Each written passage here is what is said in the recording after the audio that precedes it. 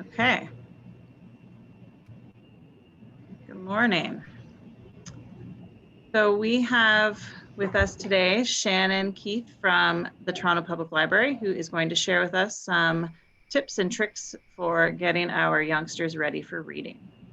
So I will hand it over to you, Shannon. Thank you. Thank you so much, Megan and Valerie. So thank you for having me today. Just a little introduction of myself. My name is Shannon Keith. I'm the children's librarian here at the Pape Danforth branch of the Toronto Public Library. So just a little summary, I guess, of what I do here at the library. As the children's librarian, along with my coworker in the children's department, we're responsible for all of the services and collections for all of our children, from infants up until 12 years old or about grade 6, and then we kind of hand them off to our youth services librarian there. So I was asked by the parent council, school council, to speak to you today, basically about getting your children ready, getting them ready for school readiness, as well as tips for reading. Not only readiness, but literacy skills that you can help them with without having to, take on the burden of trying to teach your children to read. There are things that you can do at home with them so that they can then be successful in school. And so I'm just going to go into some of those things because we know these are also just tricks to introduce books and literacy into their life, and also outside of a school setting, so outside of a more structured academic setting, and also just to know that it is never too late for this, for kids and for you to kind of use these tricks. Okay, so I'll just go into the outline. So I think Valerie, you have control of the presentation. Yes, thank you. So just gonna briefly go over the outline of the day of today. We're just gonna start with what early literacy is and how you can, as I said, help with that. Some ready for reading skills and practices that we at the library kind of preach to our parents and caregivers. Some specific reading tips for parents, and then I'll briefly go into our library collections, how we set up our reading, our books for kids in the structure, and some programs, including the summer reading club that will be happening this summer, and also where you can find some great book lists to go off and book suggestions. Great. Okay. Yeah, so basically this slide, I think it speaks for itself, and we all know this. Reading is essential to school success. And, if they haven't started school yet, we can incorporate these tips at home, but also knowing that, again, it's never too late to do this at home, to try to instill the love of books and reading before they enter school and as well after. Okay, next.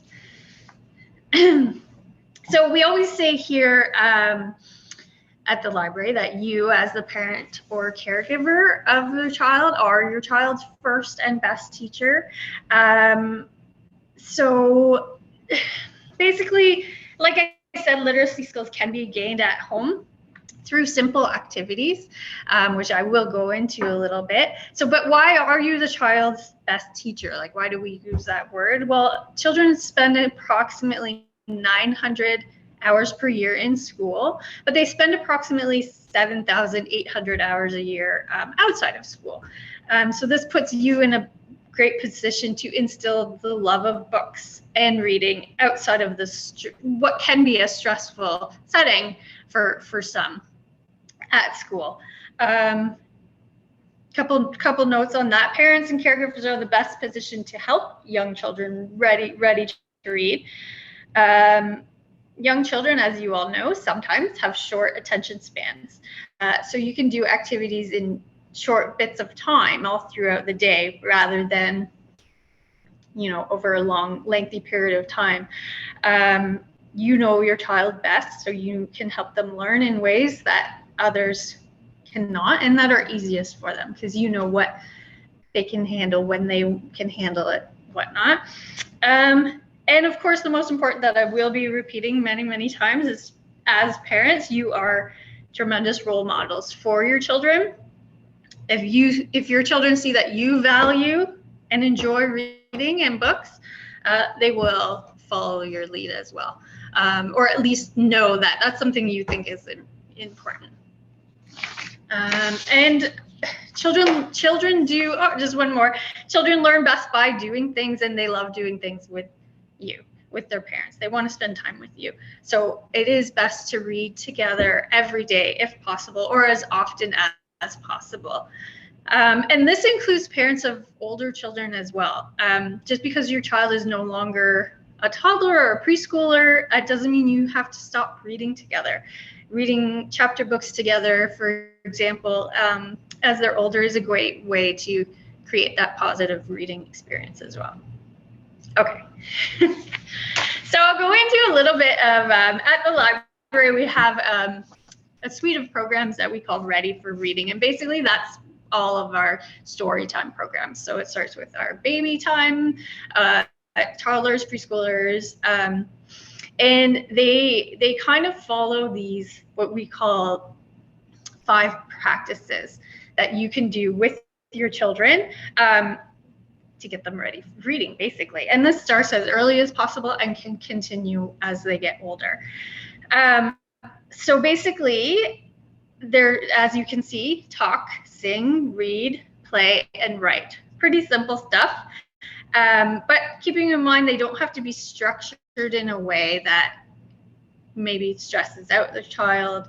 They can be done in little chunks all throughout the day. So, for example, talking with your children. Always talking wherever you are. This builds your child's vocabulary and language skills.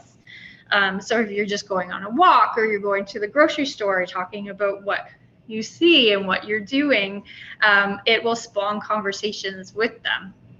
And as you know, your child can learn so quickly, especially when they're younger. So just talking to your child always, even if they're too young to talk back, it's how they're learning their language skills and their vocabulary. So reading, pretty self-evident, and I've said reading together is the best way to help them become a strong reader. You're modeling behavior, and you're creating positive experiences around books and stories, as I said, spending time together. Also to note, books use richer language than we use in conversation. So they use kind of bigger words, more vocabulary, things that in casual conversations you wouldn't use. So by reading books together, you are learning and building, again, your vocabulary with them. Children should hear new words every day, and this helps to build a larger word bank for them. So playing is so important. As you know, you might have talked about in schools, they really emphasize play, especially in kindergarten. This is how children learn, and this is how children come to understand the world, basically, around them. Playing on their own, playing together, it's important and does help with everything, with their literacy needs. So writing, of course, helps children to learn letters, and also that the letters on a page or the text on a page do represent sounds and words. This can start just simply with, you're not writing like short stories when they're very young, but it starts just by learning how to write their own name. Often that's the first thing that children will learn to write themselves. It makes it personal. It makes it something that they want to learn. They want to learn how to write their name and sign everything, and that's kind of the basis of the beginning of writing. As they get older and they do learn more writing skills, writing their own stories, of course, is great. But even things like If you're going to be cooking together or baking together, and you can each you yourself, or you can have them writing down the instructions of what you're doing, stuff like that. So any activities, kind of getting something in their hand, a pencil, a pen, a crayon, whatever. That helps as well. And singing, of course. Singing is a big one. Singing all day long, having music in the house. Most songs, you will notice, each syllable of a word usually has a different note. So when children are very young, it helps them hear the smaller parts of words. So even if you think of your very early songs like Twinkle, Twinkle, each syllable of the word will have a different note. So it like I said, it helps them break down words. And it's also just an enjoyable thing to always do together, and just building those words. And again, building their vocabulary, as most of them. Just to remember not to, when we're talking about these and these tips, not to push your child. Do these things as fun activities to do together. And don't force it, because the last thing you want is your child to be frustrated and then associate these negative and frustrating feelings with reading or writing. So, for example, if you are writing their name and they get very frustrated, take a break and do something else and come back later.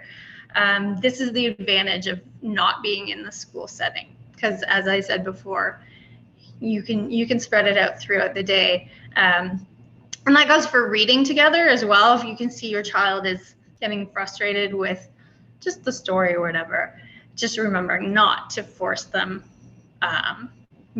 until the end. Just put it aside, maybe come back later. Maybe that's not the right story for them or whatnot. Okay, next. So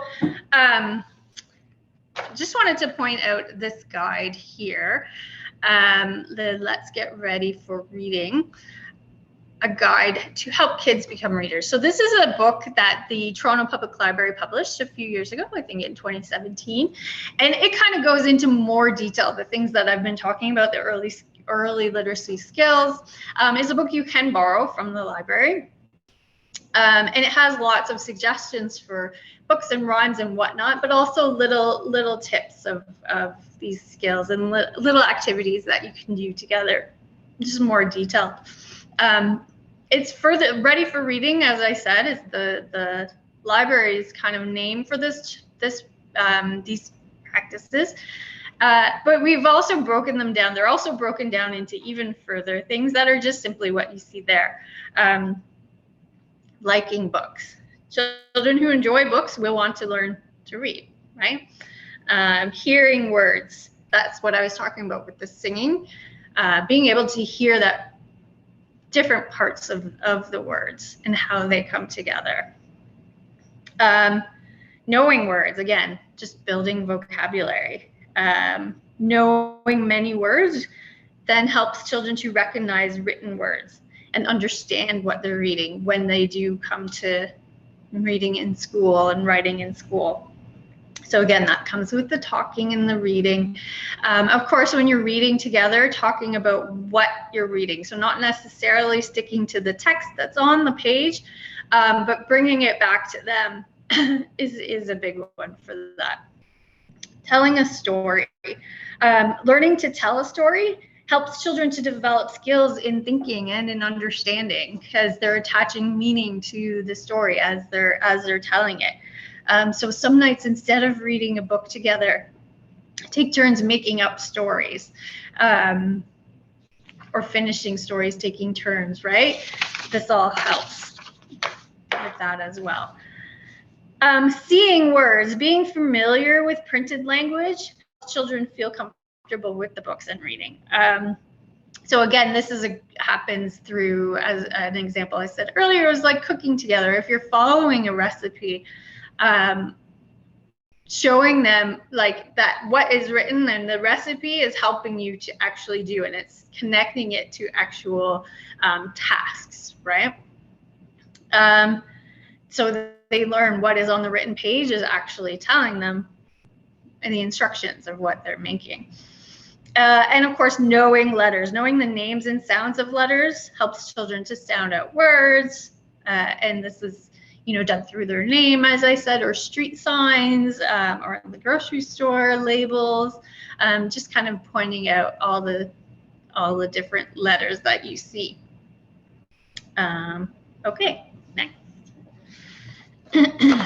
So now I'm just going to go into a few other specific tips, broken down into kind of 3 levels of our literacy. But the first one is just making literacy a lifestyle. So kind of surrounding children and your home with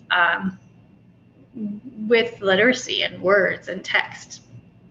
So the first one is bring a book wherever you're going, when you're going to, the doctor's appointment, or on the TTC, or going to visit grandma and grandpa. Like, always bring a book. You bring a book for yourself. That could be a magazine or a newspaper, or if you read ebooks on your phone, making sure they know that's what you're doing on the phone, not just scrolling through it, but that you're actually reading a book, and bring a book for them as well. It just shows that, it teaches them that it's weird to go places without a book. It's just something that kind of is incorporated in their life. I know whenever I go anywhere, I just have a book in my purse or whatever. And it's a great kind of thing to teach them. Also, books are great gifts. If you give a book as a gift to, children, adults, whoever, it shows that you value books and that they're actually valuable. Even if it's just like part of the gift, or like a little book or magazine, like I said, it just shows that you value reading, and that it's something that to be excited about, that you're getting a gift. Or that you think the gift receiver would be excited about. This one, of course, is a big one that I've repeated many times and will repeat, is being a reading role model. As parents, you know that you're a role model for your children's life in every way. And so this includes with reading. So you can't expect your child to appreciate or want to read if you yourself don't show them that you appreciate reading. And like I said, this can be anything. It doesn't have to be big hardcover, books, but any kind of reading does count here as well, whether it's magazines, newspapers, whatever, comic books. Same goes for you as with the children. Singing throughout the day, I talked about that. Listening to music together and singing, not just singing on your own songs, but listening to music. Same thing, building those skills. And trying to learn new words every day. So this includes yourself. If you because I know when I'm reading, I still come across words that I definitely don't know what they mean. If you come across a word in a book that you're not sure, and you're with them, you're spending time with your children, look it up together, and then you can both learn new words. So if you're learning new words every day, they definitely are, and encourage them to do the same thing, or point out words they don't know. It's a great opportunity to look it up and learn new vocabulary. I wanted to mention here as well, if English is not your first language, all of these tips apply to doing them in your first language. I know your children are going to school either in English or in French, so that is important for them, but they get a lot that at school as well. So doing all of these things and reading in your first language, if it's not English or French, is very important. And it also it lets them, opens even a whole other world of language and learning for them as well. So don't feel like you have to do this in English just because they're at school in English, or French because they're in school in French. Your first language is important as well. Okay, next one. Okay, so getting off the ground. Now we're starting to, a lot of these things I have mentioned, but we're starting to whether they're in school. I know a lot of your children are starting kindergarten in the fall. So they'll be exposed to more of a structured setting with books. So like I said, use your child's name in stories. So not only having them learning to write their own name, but you can use their name when they're either telling stories or talking about or reading stories. You can kind of interject and using them. It's important for children to see themselves in the story, and this is also true for choosing diverse books and inclusive books, which I'll go into later when I talk about some book lists. But it makes them more invested in the story, right? If they picture themselves kind of in these stories. So again, creating your own stories. We talked about this, making up your own stories. Making up stories without the visuals of pictures in a book, it requires more attention to detail, right, for the listeners. And their brain is more active and they have to create their own pictures. So that helps, of course, develop their imagination, as well as what we talked about before, the vocabulary, everything. Connect the books you read together to the real world. So meaning, for example, if you read The Very Hungry Caterpillar together, next time, maybe when you're on a walk, you might see a caterpillar and you can talk about that and bring it back to the book, or vice versa. If you're reading the book, talking about, remember when we were on the walk and we saw the caterpillar. So connecting it. Books about nature are a great way to do this. Both stories and, of course, nonfiction and factual books. If you, like I said, if you can bring it to a real world setting, then it can connect books. Even if they're fantastical books, there are elements that you can weave into their life and into their real world. And of course, always talk about what you're reading. So I mentioned that as well. And this includes asking questions about what they're feeling about the story or what's on the page. And don't worry about interrupting the flow of the story, because it helps with all of these other things. If you could talk about what the characters are going through, how would you feel if you were in the situation there, and what do you think you would do? Yeah, again, bring it together, talking together. Okay, next. Okay, and now we're transitioning into independent readers. So this is for older children who now are starting to read on their own. So the first thing is practice makes perfect. As with everything, when children are beginning to read on their own, they probably or most likely will want to reread favorites over and over again. They're familiar with it. They don't struggle with it. And that's okay. That is actually good. This improves their reading skills and, of course, their enjoyment of reading. Of course, you're introducing new ones at the same time, but if they still want to go back to the same book over and over again, that's okay. It does help them. Helps them build their confidence as well. So what's our next? Take turns. So if your child is reading a challenging book, and this may be a book they have to read for school, or just a book they chose and it has lots of new words, take turns reading it with them out loud. This gives them a bit of a break, and it can make it a little bit less frustrating. I mentioned this for reading material for yourself, but for them, any reading is valuable. We can't stress this enough at the library. So many times at the library, and even in my personal life with friends, I'll have parents say like, oh, my child doesn't like to read. They only read comic books. It's like, well, then they do like to read, because every single reading material is valuable. This means comic books, this is graphic novels, this is, nonfiction, this is Captain Underpants, if that's what they love. It is all valuable for them, because you want to remember this is their outside of school time, the recreational time. You want it to be positive. We can't stress that enough. So any reading for them is valuable reading. And never stop reading together. So I mentioned this before, but if you continue to read together, again, it's just all about positive experiences. Even as they learn to read, even as they've finished reading. For example,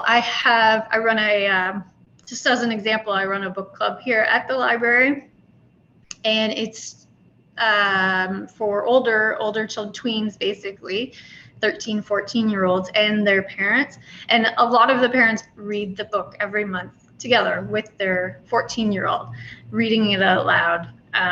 So it's never too they're never too old for this, basically, I'm saying. So when they're learning to read, and as they're reading books, that are at their level, you can choose more advanced books to read out loud, and then that will still create all of the other skills, the vocabulary building, everything we talked about, and it can enrich their reading material as well.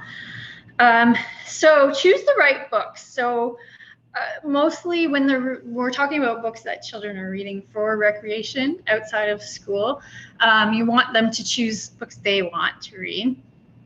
But also we have something we do at the library, what we call the 5-word test. So basically you pick a book, or your child picks a book, and if you go to a page, have them read it, and if there's 5 or more words on that page that they don't know, it's probably too challenging for them. So you would pick something a little bit more at their level. And this is for things that they're reading on their own. If you're reading out loud to them, like I said, definitely go for the more challenging ones. But yeah, it just limits, the goal is to be successful in reading. On the other side of that, of course, you don't want it to be unchallenging for them. You do want them to challenge. So that's why we say about 5 or more words if they don't know. 2 or 3 is kind of the sweet spot for a book for them, for the level. Okay, next. So I was just going to quickly go into the how the library separates our children's books and children's collections. There's just and just some of the language. So this just helps if you're coming to the library, you kind of know where to look or what to ask for. And I think this might be specific. Some of it is specific to Toronto Public Library. We have certain categories, maybe others don't have, but it's just to show you. So our JPEG, our picture books, of course, that's the early stories you're reading to your pre-readers and your pre-schoolers. The next level we have here is, and of course, if you're looking on the screen there, that would be the example, The Last Stop on Market Street is a picture book. So the next level is the beginning readers. So some of the publishers will have them leveled, so they're kind of the leveled readers, level 1, level 2, etc. We have them all grouped together because not all of them are leveled. For example, the Elephant and Piggy books there that you see, which are great introductions to fun stories. So that's like your SK grades 1 and 2 because of the various levels within there. Then we move on to our easy readers, or our easy to read, which are our first chapter books. So Geronimo Stilton falls under that. That example there is Alvin Ho. A lot of series. Magic Tree House is a good one. And again, different levels through there. So grades 2 to 3. The advanced picture books is something we have separated out. So they look like our picture books. However, they're specifically for children 7 and up, around grades 2 and 3. And that's because sometimes the text is more heavy. Sometimes the subject matter is more mature. Sometimes the illustrations are more intricate. So they're just one of my favorite collection of books. So just keeping in mind that picture books are, you can continue to read picture books together, for your 7-year-olds and up. And of course, our last is our fiction, our older fiction. That's for the older kids, 9 to 12 years, grade 4 to 6. They look very much like adult books, in-depth stories for our older. So that's just an overview of how we kind of, then we call it the reading ladder, because it's the ticking steps into reading. Okay, next. Another thing to point out is going back to what we were talking about at different languages. At the Toronto Public Library, we do have materials in over 40 languages. That includes children's materials. So of course, not every branch will have your first language, but it's something that you can order. And it's just as an example, are 4 different languages of brown bear. So a lot of children's books are translated, but we also do have a lot of books published in the original languages as well. So something to keep in mind when you're going through that. Okay, next. So another service I wanted to point out that the library has is our Dial a Story service. So this service predates all of our online services, and it's very, kind of a low tech option. All you need is a phone, and you can call this number that's on the screen there. And you can choose, the professional storytellers have recorded stories to tell your child. It's for kids of all ages. I believe there's a choice when you first dial for stories for younger children or older children. I think it's about 0 to 5 or 6 and up. And again, available in 16 different languages. So it's a great option, anytime, like while you're making breakfast or dinner or whatnot. And it kind of gives them a break from screens. I know we spend a lot of our time on screens, and that's just the way it is, but it can give them a little bit of a break from some screen time. So it's a great service, I think, that we offer, and it's been around for years, and it's very popular, rightfully so. Okay, next. Okay, so I wanted to briefly as well talk about our summer program at the library, the Summer Reading Club. So this year, Summer Reading Club is back. We didn't have the program last year other than just online on the website. So it's not fully back to how it used to be, if you remember doing this with, if you have older children. But you can still come into the library starting June 14th. And ask for your Summer Reading Club kit. And what we'll give you is for the kids, their notebook where they can keep track of all the books they're reading in the summer, their stickers for each book, so you can use that however you want, and a couple of different things that they'll get in their reading kit. And so the idea is that you'll still be doing the program independently at home, but at least it's a little push and a little incentive to kind of keep track. It's like a little journal. The program is also going to be online, so they can do it on the website as well if they're more into that, keeping track of their reading log. We all know summertime is difficult to keep up with reading skills for those kids who are reading. So this is a way to kind of encourage them to do that. There's also going to be a lot of programs online this summer that you can see on the website. Okay, next. So this is what I was going to talk about. Some of our book lists that we have, again, on the website are very geared. We want to really encourage diverse reading lists and inclusive reading lists. So some librarians have created some really great book lists that I've listed here. So if you just go to, is it there? I think it is on the handout that was posted alongside this presentation, but it's tpl.ca/kids. And you have a choice of, there's 2 websites for kids. One is the early preschool kind of site for 0 to 5, and then another site for 6 to 12. If you go to the 0 to 5 site, they have right on the front page different book lists that they're highlighting.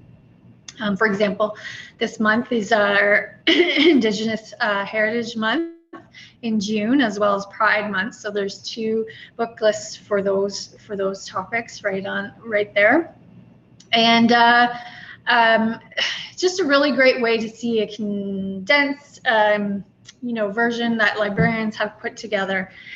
And then also you can place polls right on the page too, from those lists. Again, the website, and there's a lot of other things, all the new titles that are coming out, kind of the top 5 of the month. I think it's like the top 5 ordered books for the month, stuff like that. So great ones there. I was going to show a couple of examples of some of my favorites from these. You can still see me, right? On the screen? Yeah, okay.